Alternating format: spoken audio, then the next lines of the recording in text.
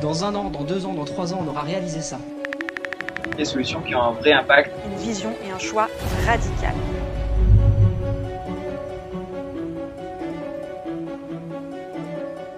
Ça fait 18 mois que cela existe et la dynamique prend.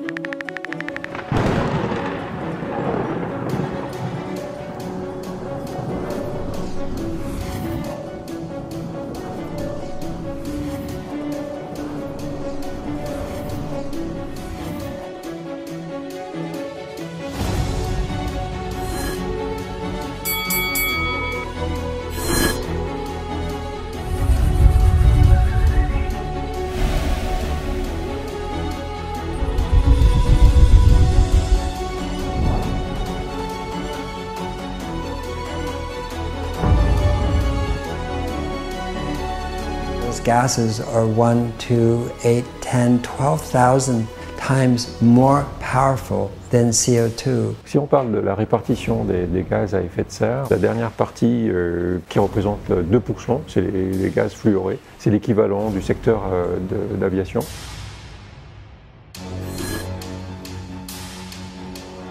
Nous, ce qu'on a inventé, c'est vraiment la partie maîtresse d'un système de climatisation qui fonctionnerait à l'eau comme réfrigérant, c'est-à-dire le compresseur de réfrigération. C'est en forçant l'évaporation de l'eau qu'on produit du froid.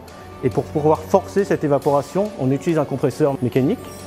Le terminal de climatisation va refroidir la pièce, mais en faisant ça, l'eau, elle, va se réchauffer. Elle va avoir tendance à vouloir s'évaporer. Et en s'évaporant, on produit du froid. L'eau, en fait, c'est le réfrigérant le plus naturel, donc derrière, il y a zéro impact environnemental pour produire ce réfrigérant, contrairement à tout ce qui est gaz fluoré, qui consomme énormément de produits chimiques. Nous, notre ambition chez Leviathan Dynamics, c'est de passer à l'échelle mondiale de ces HFO ou des HFC vers du H2O, qui est tout simplement l'eau.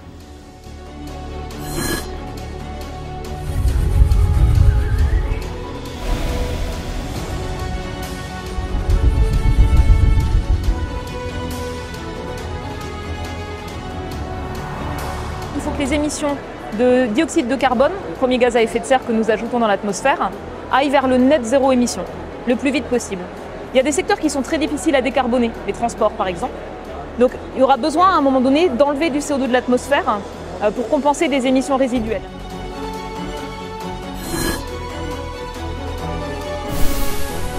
Volcanic minerals have been naturally removing CO2 from the atmosphere on this planet for billions of years. What we do is we accelerate this natural process by taking a volcanic mineral called olivine, grinding it down to make carbon-removing sand, and then spreading that sand in the ocean, in coastal waters. It reduces ocean acidification, which is a major problem facing the oceans today, and it takes carbon dioxide out of the atmosphere. La minéralisation, c'est une solution qui va permettre de capter de manière massive le carbone. On parle en milliards de tonnes, on doit investir massivement dans des solutions de captation.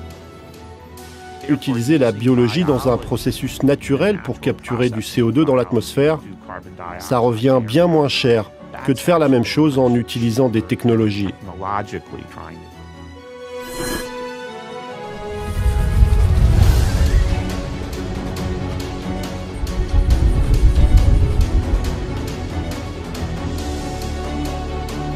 La marine marchande, c'est 3% des émissions mondiales de gaz à effet de serre. Ça vous semble peu? Eh bien, si la flotte mondiale était un pays, elle serait tout de même le 6e émetteur au monde.